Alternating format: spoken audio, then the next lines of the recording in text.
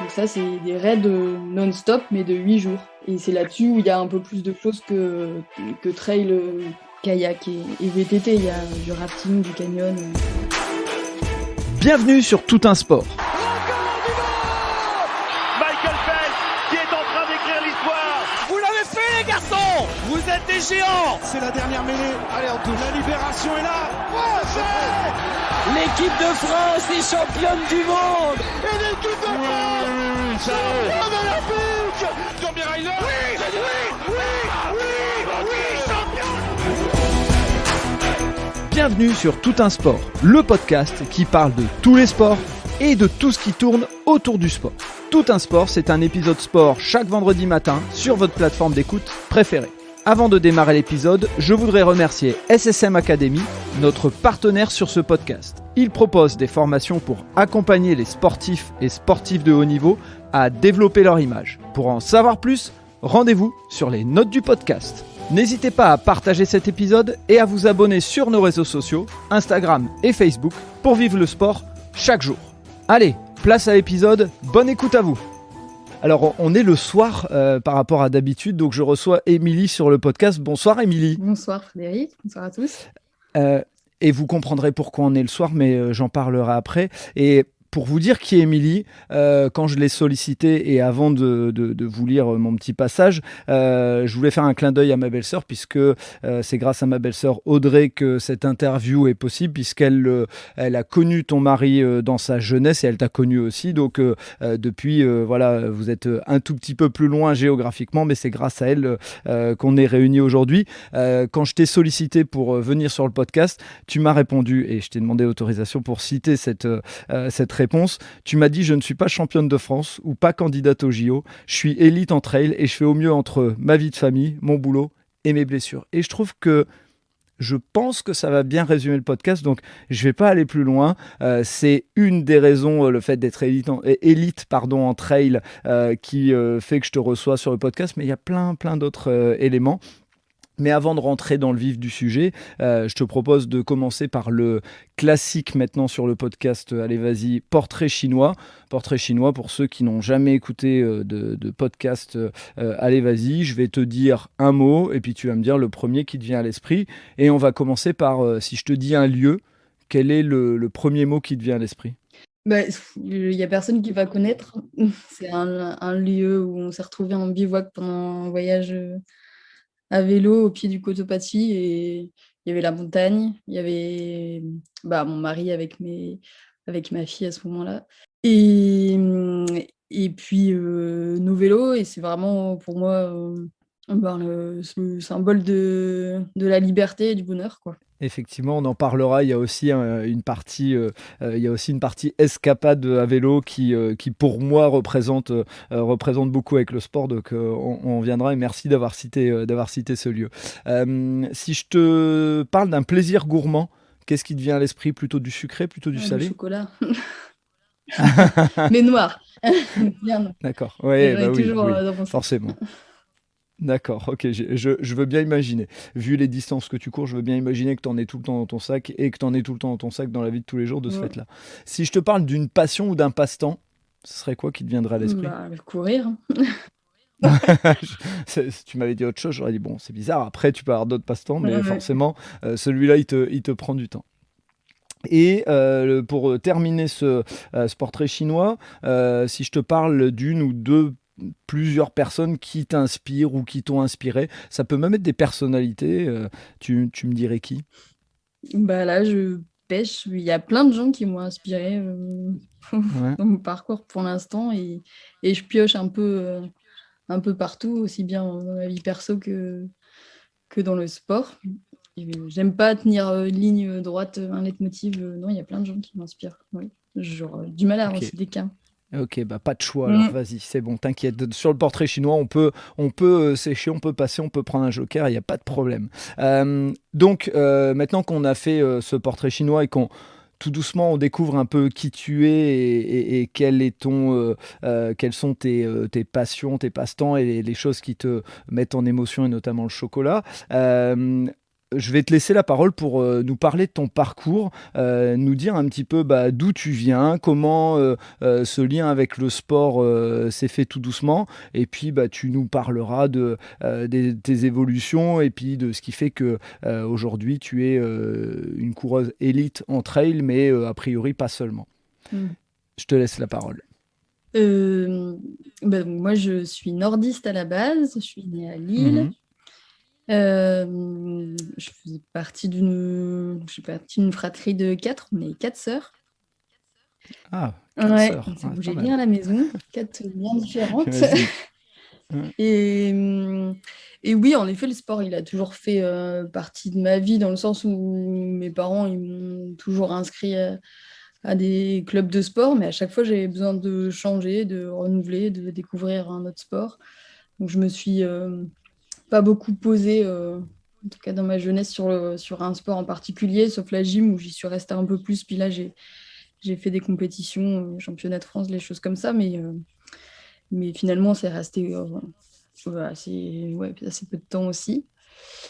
Et D'accord, tu fais quand même en changeant et tout, tu fais quand même des championnats de France. ouais, Voilà, ce qui est déjà une première marque de reconnaissance dans le sport, même sur un sport où tu bouges beaucoup. Et si tu peux en citer des sports, t'es passé par des sports qui sont en proximité avec la course à pied, ou c'était des sports collectifs et Alors, j'ai autres? pas fait beaucoup de sport co, ce que je regrette. Mm. J'ai fait 1 an d'athlé qui pourrait se rapprocher de la course à pied. D'accord. Mais Hein. sinon, j'ai fait de la danse, j'ai fait du tennis de table, j'ai fait de la natation, j'ai fait du moringue. Alors, le moringue, c'est une sorte de capoeira africaine.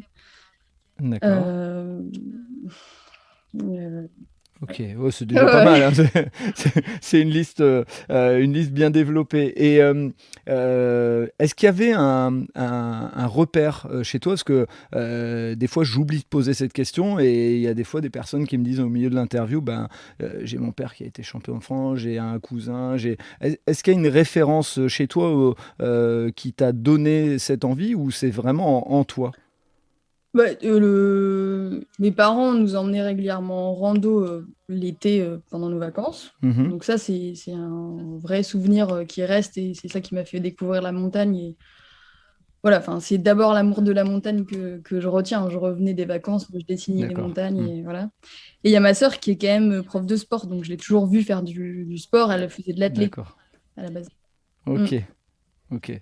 Oui, donc il y a déjà un lien. C'est une Une grande grande sœur? sœur, ouais.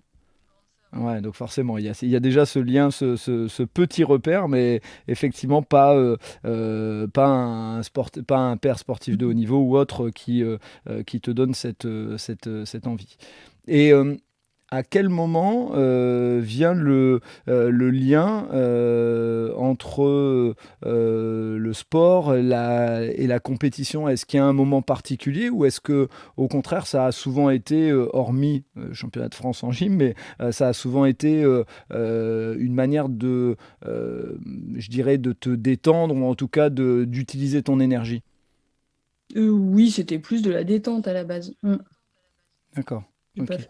Et donc c'est venu quand cette envie de se dépasser, d'aller au-delà et d'en arriver à des performances telles que tu as aujourd'hui? Euh, T'as un Au moment niveau qui, du qui t'a sport, parce que marqué? je pense que dans d'autres domaines, je l'avais déjà. Au niveau du sport, c'est arrivé Mhm. assez tard. C'est quand j'ai découvert le raid multisport, je pense. D'accord. Et c'était en quelle année? Et ben, c'était en 2010, un truc par là, ouais. Mm. D'accord. Ok. Et sans, même si normalement on ne demande pas l'âge d'une femme, mais en 2010, tu as quel âge à ce moment-là quand tu découvres ça? J'ai quel âge? J'ai Je vais pas pouvoir t'aider, ça va. 27 ans, ouais. D'accord, ok. Ouais, donc effectivement, c'est assez tard pour se découvrir, entre guillemets, une approche compétition sur le Mm. sport.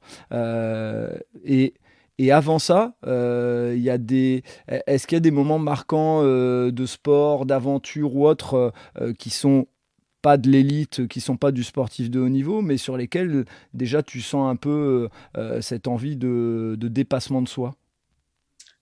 Sportivement, non, pas tant que ça, non. Non?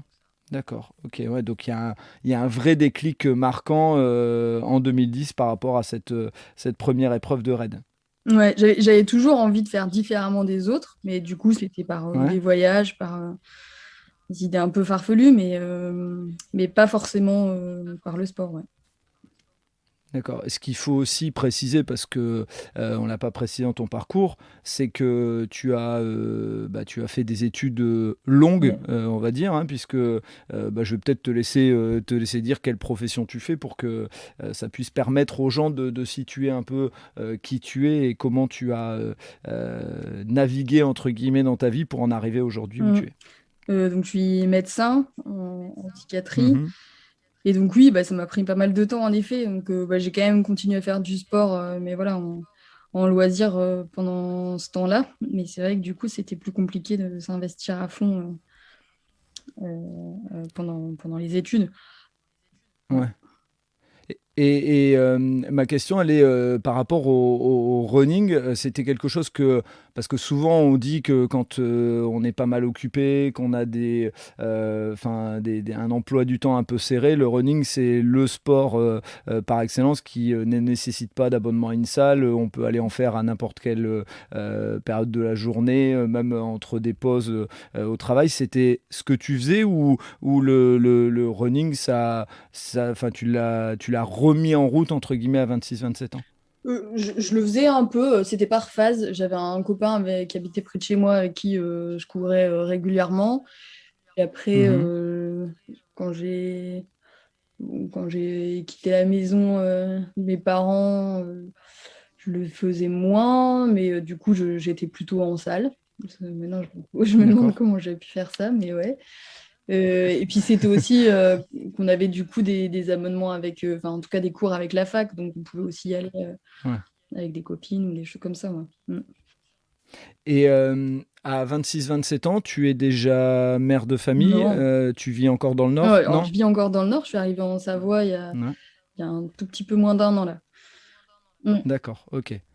Et donc, quand ce raid se propose à toi, comment il arrive dans ta vie, entre guillemets, c'est-à-dire, c'est quelqu'un qui te le propose, c'est parce que t'inscris dans un club ou avec des personnes, comment ça s'est passé? Alors, à la base, on m'a proposé, c'est une copine qui me connaissait un peu sportive et un peu aventureuse, qui m'a proposé de faire le raid Amazon. Euh, donc, c'était un raid avec une énorme orga, enfin, comme finalement, j'ai jamais fait. Euh, et enfin, dans le sens où c'est très marketing, je pense. Et donc, l'inscription était très chère, il fallait énormément de sponsors. Donc, on a cherché partout, on était très motivés. Pourtant, c'était des tout petites distances à ce moment-là, hein, mais pour moi, c'était déjà pas mal. Et Quand tu dis petite distance, ça veut dire, si tu peux nous donner bah, en un fait, ordre d'idée? c'était des épreuves, il y avait une épreuve par jour. Et alors, je me souviens plus, mais je me souviens qu'il y avait l'épreuve de VTT, c'était 40 kilomètres. Enfin, voilà, on faisait ça dans la journée. Enfin, maintenant, ça me paraît vraiment peu, mais en tout cas, voilà, c'était une aventure que j'avais envie de vivre avec des copines, quoi. Et donc, on s'est motivés, et puis au final, on a eu les sponsors vraiment difficilement et un peu à l'arrache. Et du coup, on a envoyé nos inscriptions à la dernière minute. Et cette année-là, il y a eu plus d'inscriptions que de places. Et donc, du coup, on n'a pas été pris. Et on avait déjà pris nos billets, donc on s'est fait quand même des petites vacances, c'était cool. Mais du coup, pendant cette prépa, on avait pris contact avec un club d'orientation. Donc, je suis allée au club d'orientation voir ce que c'était. Et ça m'a vraiment plu. Donc, du coup, l'année d'après, enfin, ça, c'était en gros pendant l'été, quoi. Et l'année d'après, du coup, je me suis inscrite au club d'orientation. Et le club d'orientation, il faisait pas mal de raids. Donc, le club, c'est Valmo. C'est dans le nord, à Villeneuve-d'Ascq. Ouais, ce club, il y avait pas mal de raiders, en fait. Et donc, bah, rapidement, j'ai intégré une équipe de raid, en plus des courses d'orientation. Et puis c'était parti. Donc après, voilà, c'est parti en régional. Et puis on a fait des raids de plus en plus gros au fur et à mesure, quoi. Mmh. Et est-ce que tu peux expliquer pour monsieur et madame tout le monde qui écouterait ton podcast ce que c'est qu'un raid, comment on pourrait le qualifier pour qu'ils comprennent, puisqu'après on va parler de trail et on va même parler d'ultra trail, donc c'est bien de faire la distinction entre ces différentes notions. Oui, alors le raid, du coup, c'est un enchaînement de sections. Alors la base, c'est du trail, du VTT et du kayak. Après, pour les gros raids, il peut y avoir d'autres choses avec des cordes, du rappel, du canyon, du rafting, enfin des choses comme ça. Mhm. Le principe, c'est qu'on est par équipe, ça va de 2 à 4 généralement. On doit rester tout le temps ensemble. Donc l'idée, c'est vraiment l'entraide, parce qu'il y a toujours un moment donné où il y en a un qui a un coup de mou et qu'il va falloir aider, et ça tourne. Et tout est en orientation et en autonomie. Donc on a une carte et on va chercher les balises. Voilà. Ok. Et quand tu fais ces premiers raids, qu'est-ce que tu y retrouves enfin, c'est quoi les sensations qui fait que tu te dis, parce qu'il y a un côté dépassement de soi, bien sûr, il y a un côté sport, mais il doit y avoir d'autres éléments qui font que tu as envie d'y retourner, parce que je suppose que de temps en temps, ça doit faire un petit peu mal physiquement et ça doit demander un peu de ressources quand même. Ouais. Bah, il y a le côté hyper ludique. Bah, déjà, l'orientation en soi, c'est hyper ludique pour moi. C'est Mhm.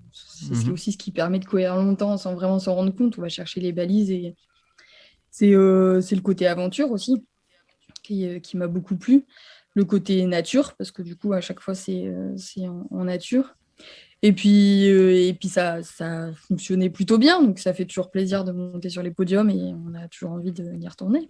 Voilà. D'accord, donc toi, c'est un peu le moteur, il est là aussi. Il y a ce côté, tu as goûté une première fois à la victoire et tu te dis, allez, j'ai envie d'y retourner. Ouais, ouais, ouais. Et puis pendant, du coup, Ouais, j'ai pas envie de lâcher.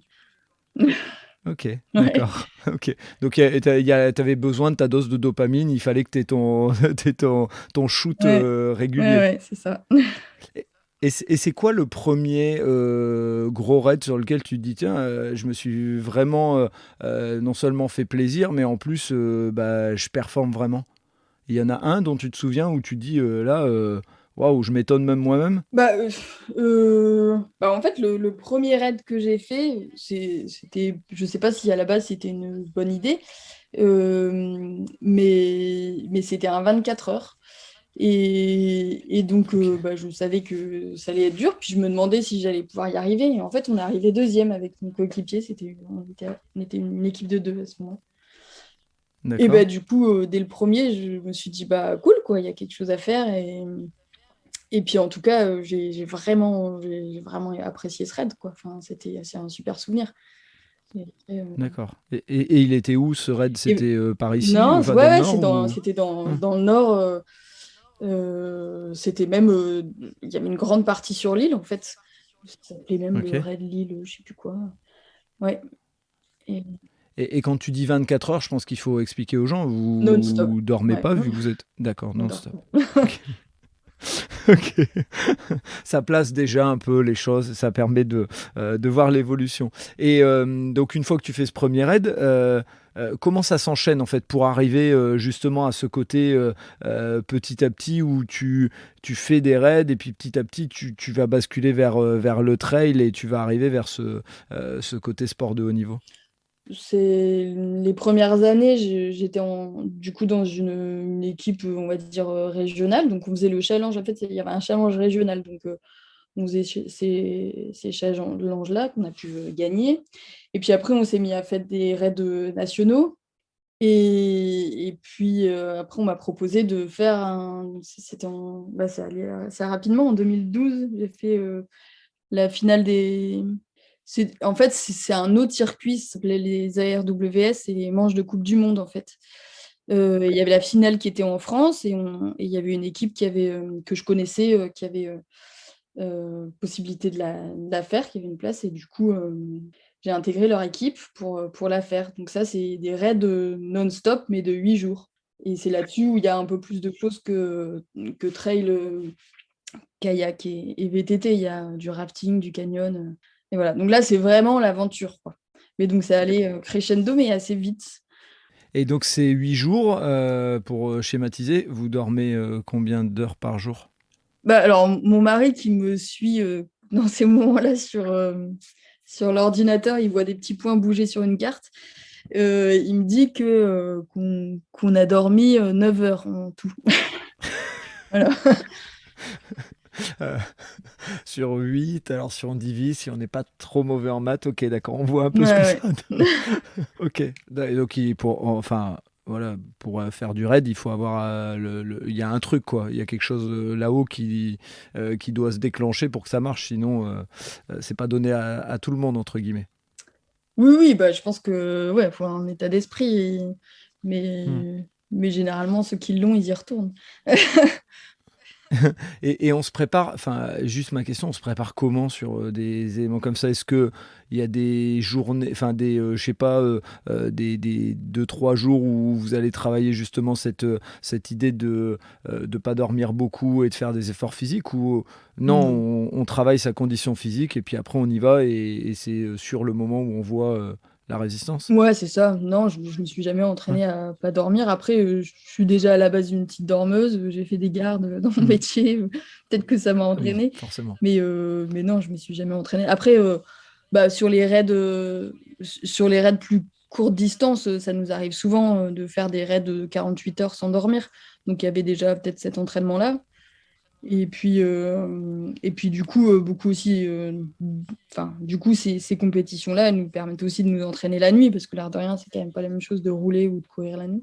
Ouais, forcément, forcément. Et si tu devais me parler d'un raid qui a été marquant pour toi, c'est celui-là, ce fameux raid de 8 jours, ou il y en a un autre avant de basculer vers le trail et l'ultra trail?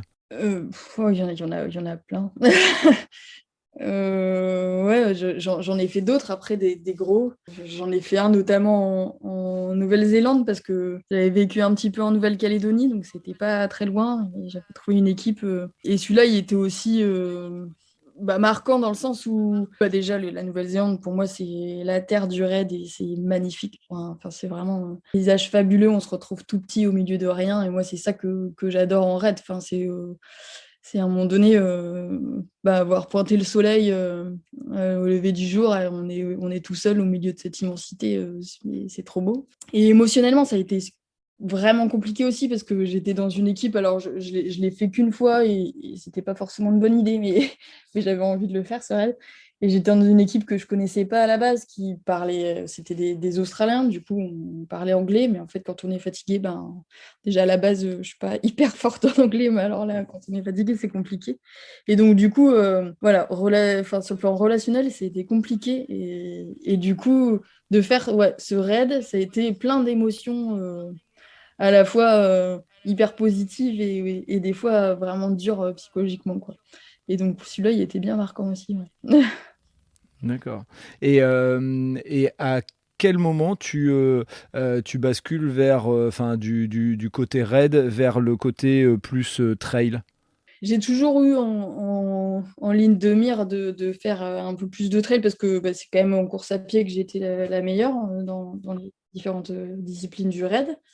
Donc j'en faisais comme ça un petit peu de mon côté, mais c'est vrai que et je m'étais toujours dit je voudrais faire l'UTMB, mais il fallait avoir des points et en fait je me laissais pas le temps de faire assez de trail pour avoir les points parce que j'étais prise par le raid. Mais bon, c'était des choix. En octobre 2020, du coup, j'ai fait première sur un ultra trail. Donc, c'était mon deuxième. J'avais fait un ultra en 2019, Resto Nica Trail en Corse. J'avais fait deuxième. Voilà, j'étais contente. C'était la première fois que je faisais un ultra. Je voyais ce. Alors, on va peut-être en profiter pour expliquer deux, trois notions. Je me permets de te couper. L'UTMB, c'est l'Ultra Trail du Mont Blanc, pour ceux qui ne maîtrisent pas, hein, parce que, effectivement. Et est-ce que tu peux nous expliquer ce qu'est la différence entre un trail et un ultra trail? Est-ce qu'il y a des règles particulières pour que ceux qui maîtrisent moins ces notions-là puissent continuer à bien nous comprendre? Et je sais même pas si c'est défini clairement, mais je dirais qu'un ultra, c'est à partir de 100 km. D'accord, ok. Ouais. Et donc trail, ce qu'il faut expliquer aux gens, c'est quand on court dans la nature, hein, c'est entre guillemets la définition. Et souvent, il y a ce qu'on va appeler du dénivelé, c'est-à-dire de la montée et de la Voilà, descente. ouais. Ok, bon, voilà, on a à peu près posé les éléments. Et effectivement, pour compléter ce que tu disais, pour faire certains ultra-trails, et notamment l'UTMB, donc l'Ultra-Trail du Mont-Blanc, il faut avoir un certain nombre de points. Avant, il faut avoir fait un certain nombre de courses et avoir marqué des C'est ça. points pour pouvoir y aller, hein, Ouais. c'est ça? Bah, maintenant, ça marche plus comme ça, mais D'accord. jusqu'à l'année dernière, ça marchait comme ça. Ouais. Ok. Et donc là, tu fais ton premier ultra trail en Corse. Et combien de kilomètres? C'était 107 avec 7000 de dénivelé positif. Puis en Corse, ça casse bien les pattes. C'est pas du tout D'accord. roulant. Enfin, les terrains, voilà, une bonne partie sur le GR20. Je sais pas s'il y en a qui l'ont fait, mais voilà. Et donc, c'était une bonne expérience. Enfin, bien aimé. Et du coup, je me suis remis sur. Donc, c'était en 2020 qu'il y avait eu le Covid. Pas fait grand-chose cette année-là. Et du coup, j'arrive à trouver un dossard sur l'Ultra Trail du Mont Jura. C'était la première édition à ce moment-là. Et alors, le Jura, c'est une région que j'affectionne particulièrement. Donc, j'étais contente de pouvoir le faire. Et puis là, j'arrive première. Et donc, je me dis qu'il y a peut-être quelque chose que je pourrais peut-être faire plus de trail, en tout cas. Et c'est à ce moment-là où, avec Sébastien Camus, qui fait partie de l'équipe Garmin, et que j'avais rencontré lors d'un TEDx, du coup, qu'on se remet en contact et qui me propose de rentrer dans la team Garmin. Et à partir de ce moment-là, du coup, je me suis centrée sur le trail. Ok. Et on va peut-être expliquer ce que c'est le fait d'intégrer la team Garmin. Donc Garmin, si je me trompe pas, c'est un fournisseur de montres GPS historique dans le running, Ouais, hein, c'est ça? ouais. Ouais. Et donc en fait, c'est des marques qui sponsorisent des coureurs et des coureuses, c'est ça? C'est ça. La team Garmin, on est Ouais. sponsorisé par plusieurs marques et Sébastien Camus, c'est le manager de cette équipe. Et comment, avant d'aller vers les suites de ce que donne le fait d'entrer dans cette team Garmin, comment tu organises toi tes entraînements? Parce que j'imagine que pour courir des 100 km avec 7000 mètres de dénivelé, il faut avoir un sacré entraînement. C'est quoi le rythme, sachant que tu as un métier de médecin psychiatre et que, comme tu le disais, bah, tu as peut-être des gardes, etc. Et puis à ce moment-là, en 2020, je pense que tu as 2 C'est ça, enfants. ouais. Ok, donc comment on organise tout ça Comment la vie de mère de famille et la vie de femme, même en général, s'organise pour gérer tout ça? J'ai la chance de ne pas dormir beaucoup, déjà. Donc, du coup, je me lève tôt, très tôt, pour m'entraîner. Parce qu'en plus, mon mari, par contre, lui, c'est un lève-tard, donc il n'arrive pas à se lever pour s'occuper des enfants le matin. Donc, du coup, je me lève avant que les enfants se lèvent. Et après, la journée D'accord. commence réellement. Voilà. Et après, par Ok, contre, quand tu dis te lèves tôt, ça veut dire pour juste... vers 5 heures. Ouais. Ça dépend Ok, de quelle d'accord. sortie j'ai à faire. Mais voilà. Ouais. En gros, c'est à peu près ça. Ouais, la plage d'entraînement, c'est entre 5 et 7. Puis après, ça dépend de ce que j'ai à faire comme course, comme entraînement à ce moment-là. Après, sur le week-end, je peux faire des sorties plus longues. J'ai un mari, par contre, très conciliant et qui me permet aussi de le faire Mhm. et que je remercie. C'est bien de le dire, effectivement, il faut toujours un équilibre dans les entraînements et autres, et il y a besoin d'être un duo pour pouvoir gérer une famille, donc effectivement, c'est bien que tu le dises. Et quand tu dis, je me lève à 5 heures, je reviens là-dessus, mais tu pars faire une sortie d'une vingtaine de kilomètres sur les 2 heures que tu as devant toi, ça marche comment? Bah, ça peut être ça. Après, ça peut être des entraînements juste d'une heure, hein. Mais Ouais, oui, d'accord. ça peut être ça, ou soit du vélo, soit de la course à pied. Mm. Et on va faire un petit retour en arrière parce que on n'en a pas parlé, mais tu as eu aussi une aventure, enfin une aventure familiale là, de ce que vous avez appelé une balade à vélo en Amérique du Sud. Et moi, j'aimerais faire une petite parenthèse là-dessus. Comment ça s'est organisé? C'était combien de kilomètres? En plus, on en a parlé dans le portrait chinois, donc on a donné l'eau à la bouche à ceux qui écoutent depuis le début. Comment ça s'est organisé? C'était notre voyage de noces. C'est énorme, j'adore. Donc, on est parti une semaine après notre mariage. On avait tout lâché parce qu'à ce moment-là, on avait déjà dans l'idée de changer de région. Puis finalement, ça s'est pas fait à D'accord. ce moment-là. Du coup, on est parti de Santiago du Chili et on est arrivé à Santa Marta, au nord de la Colombie. On a roulé un peu moins de 7000 kilomètres dans les Andes. On avait notre petite fille, on n'avait pas encore notre garçon à ce moment-là. Elle avait 1 an et demi quand on est parti. Et c'était une aventure extraordinaire, géniale, à refaire avec notre fils. Ok, c'est déjà planifié a Ouais, priori. j'ai bien l'envie, moi. D'accord. Et ça veut dire qu'elle, elle était dans une petite chariote derrière et tout, et avec tout l'attirail que vous aviez avec Ouais, vous. c'est ça. Ouais, c'est sûr qu'on était chargés. On avait toutes les sacoches. On avait la charrette pour la mise. Et puis, on avait quand même un petit siège devant le vélo de mon mari pour quand elle avait fini, parce qu'on se calait souvent sur ses siestes. Puis, quand on avait fini ses siestes et qu'on n'était pas forcément arrivé à un endroit où on pouvait bivouaquer, et bon, on la mettait devant et elle était toute contente de nous guider. On va pas pouvoir s'étaler dessus. Moi, j'adorerais, mais qu'est-ce que tu en retires humainement parlant, familialement parlant, de ce voyage? Puis c'était énormément de partage, autant entre nous, au sein de la famille, mais aussi avec les personnes qu'on a rencontrées sur notre parcours. C'est vraiment une autre façon de voyager. On a rencontré des gens, des gens fabuleux on s'est fait accueillir plein de fois, voilà, chez les gens. On a gardé quelques contacts qui s'effritent au fur et à mesure. Mais Ouais. ouais, beaucoup d'accueil, beaucoup de partage, beaucoup d'émotions. Enfin, oui, c'était. Il y avait aussi bien les moments où des bivouacs de luxe, comme j'appelle, où on est au milieu de rien, où on n'a pas grand-chose du coup. Mais par contre, on a une vue superbe, on est juste à trois dans l'intimité, et ça, c'est quand même énorme.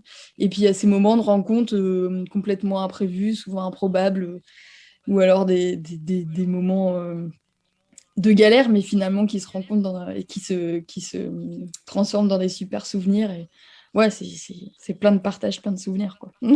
Et au-delà de ces partages et de ces souvenirs, tu penses que ça a contribué à ce que tu fais aujourd'hui dans le sport, c'est-à-dire ce côté je sais aller au-delà de la douleur, puisque pour faire du trail et de l'ultra trail surtout, il faut accepter d'aller au-delà de la douleur.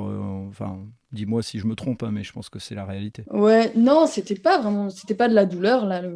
Après, c'est sûr qu'on roulait tous les jours, et puis qu'on sait, oui, qu'on a pu se faire quand même violence de temps en temps, mais c'était pas du tout. Ouais, je l'ai pas vécu pareil. Enfin, c'était pas de la performance en fait. Et par contre, ça m'a fait du bien, je pense, de pouvoir vivre du sport autrement que par la performance, justement. Ok, et justement, on va y venir, puisque tu as dit que tu avais rencontré Sébastien Camus à TEDx, et ça, il faut qu'on explique un petit peu ce que c'est. Je vais peut-être te laisser expliquer d'ailleurs, hein, ce que c'est TEDx, et pour être dans la logique, on va dire, de temps, tu as fait cette conférence TEDx avant d'enchaîner après avec l'Ultra Trail, donc je te laisse en parler, et puis peut-être je te questionnerai là-dessus. Donc le TEDx, c'est des conférences qui ont lieu dans le monde entier, qui peuvent être faites par tout à chacun, sur des formats assez spécifiques, c'est 18 minutes, il me semble, où on est filmé et on doit exposer un sujet qu'on a préparé, souvent en parlant quand même un peu de nous. Et pour quel sujet justement? Parce que en fait, donc les TEDx, effectivement, c'est des bénévoles qui organisent. Donc il y a des TEDx un peu partout dans le monde, effectivement. Il y en a à plusieurs endroits en France.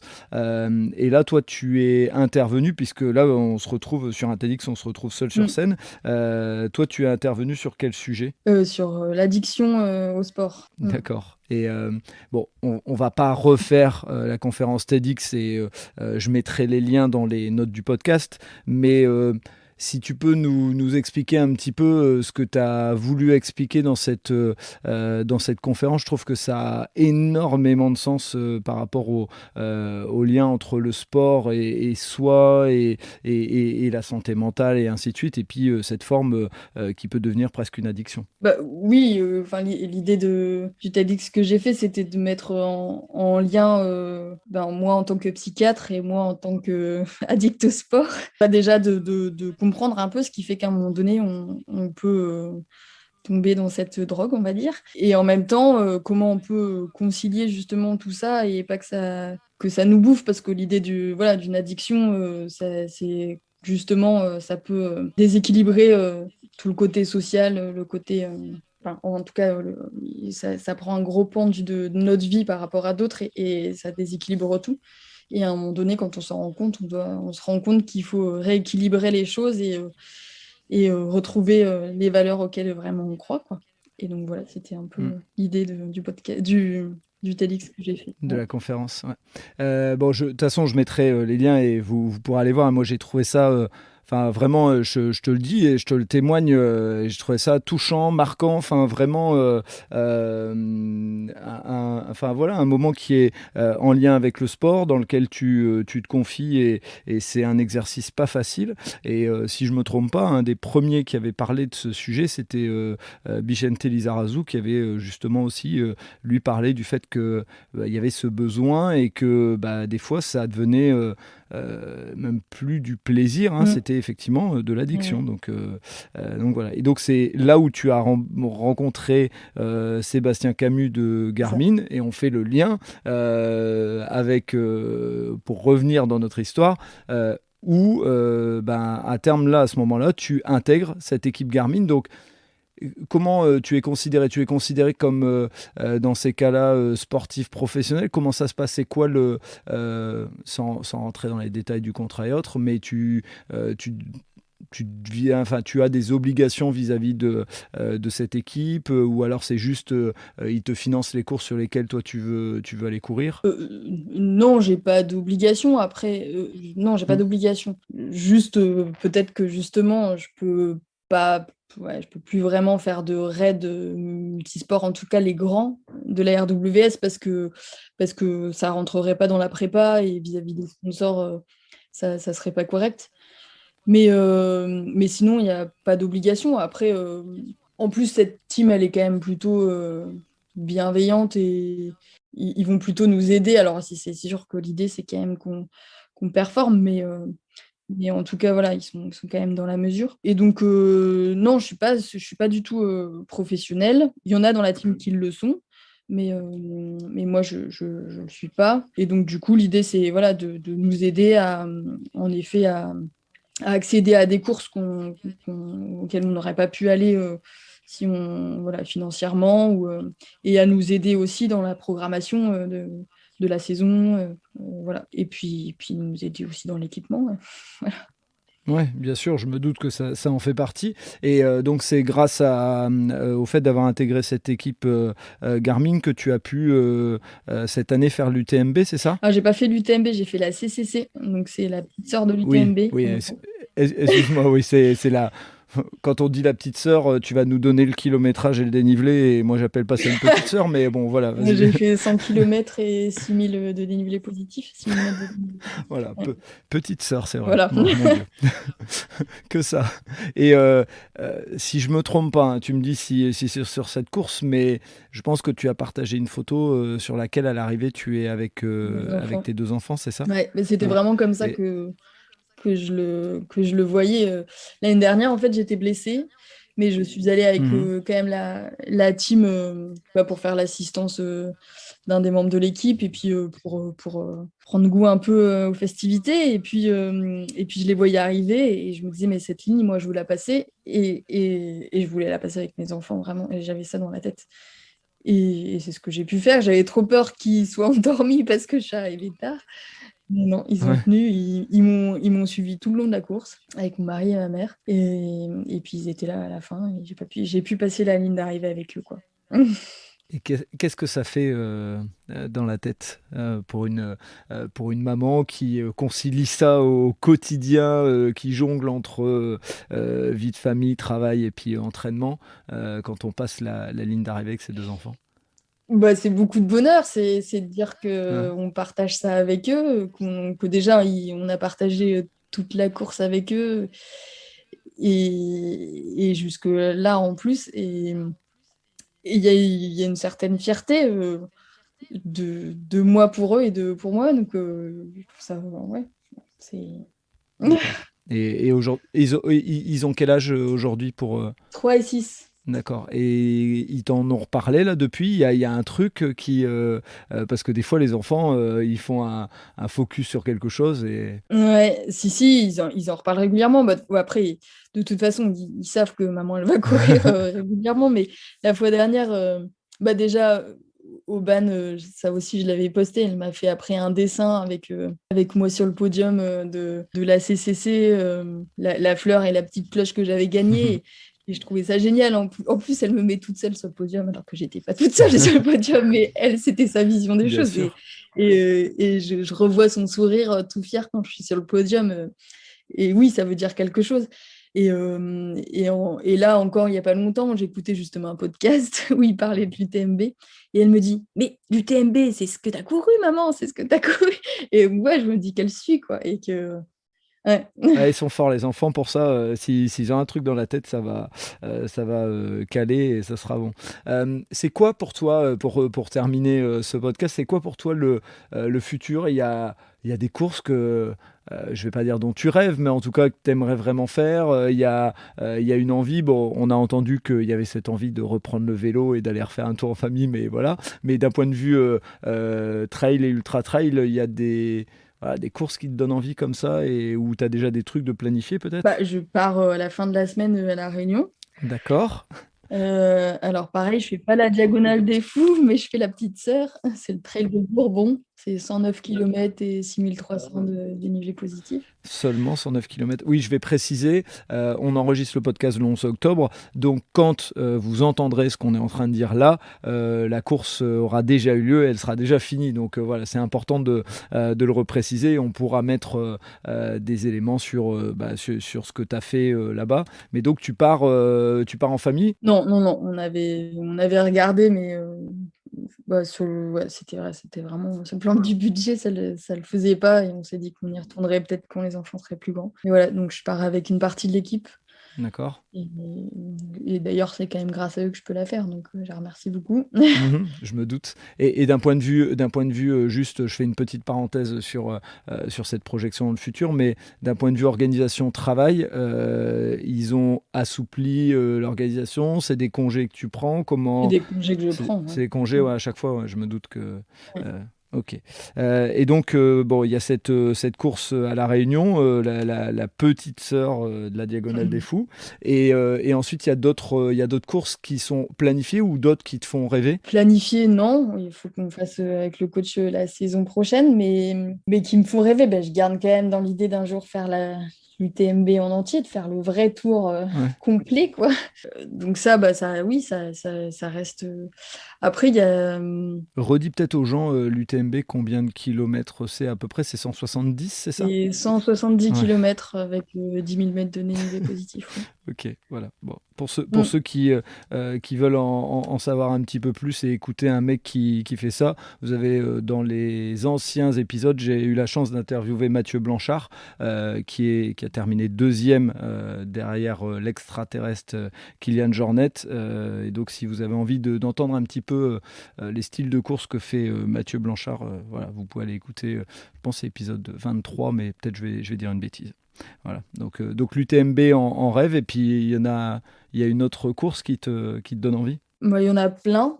Il y en a plein. Après, je pense c'est un trail sur lequel je m'étais inscrite et que finalement, avec le Covid, j'ai pas pu faire. Mais il y a le Grand Raid de Pyrénées qui me dit bien. J'avais fait un tour dans les Pyrénées, j'avais trouvé ça vraiment joli. Et puis après, il y a plein de choses à explorer dans le monde. J'imagine. Eh ben écoute, vraiment Émilie, merci beaucoup de t'être rendue disponible, parce que je sais que entre la gestion de l'entraînement, de la vie professionnelle, de la vie de famille, où là tu vas peut-être retrouver tes enfants, ils auront peut-être fait à manger, Ouais. tu sais pas, ou ils auront peut-être dévasté la maison, ça peut être aussi dans un sens comme dans l'autre, mais merci de t'être rendue disponible pour partager cette autre vision du sport. Et je reçois sur le podcast même des gens qui ne sont pas champions de France, même des gens qui ne sont pas candidats au JO. Et justement, je trouve que je vous invite vraiment tous et toutes, si vous êtes en train d'écouter, à aller vous connecter au lien que je vais mettre de la conférence TEDx. Mais voilà, ce que tu dis et ce que tu partages, ça vient compléter ce qu'on vient de dire dans le podcast, mais c'est hyper intéressant de voir à quel point le sport, ça peut nous amener des tas d'émotions, mais aussi des formes d'addiction. Donc voilà, c'est très très intéressant. Enfin, ça va loin dans le propos. Et puis en plus, moi, ce que je trouve bien, c'est que tu te confies à titre perso, et je trouve ça vraiment bien. Donc merci à toi de t'être rendu disponible. Merci à tes enfants de s'être autogérés pendant ce moment-là. Non, c'est bon, arrêtez. tu vas découvrir ça. Et puis je te dis. Je vais te dire merde pour la course qui va arriver là, et puis je suivrai ça sur les réseaux sociaux, et on pourra communiquer derrière ces éléments-là. Ok, merci à toi. Merci à toi. Au revoir. Et voilà, c'est le coup de sifflet final. Fin de l'épisode. J'espère que vous avez apprécié cet échange, et pour en savoir plus, rendez-vous sur les notes du podcast. Si vous avez aimé cet épisode, n'hésitez pas à vous abonner et surtout à laisser un commentaire et une note sur Apple Podcast ou mettez 5 étoiles sur Spotify, ça aide à faire connaître le podcast. Vous aimez les podcasts ? Découvrez Allez Vas-y, notre podcast qui met en avant les personnes qui passent à l'action. Et n'oubliez pas, allez jeter un œil sur notre nouveau projet, Votre histoire est un cadeau, sur Instagram ou Facebook. Je vous donne rendez-vous vendredi matin pour un prochain épisode de Tout un sport, et à très vite sur nos réseaux sociaux.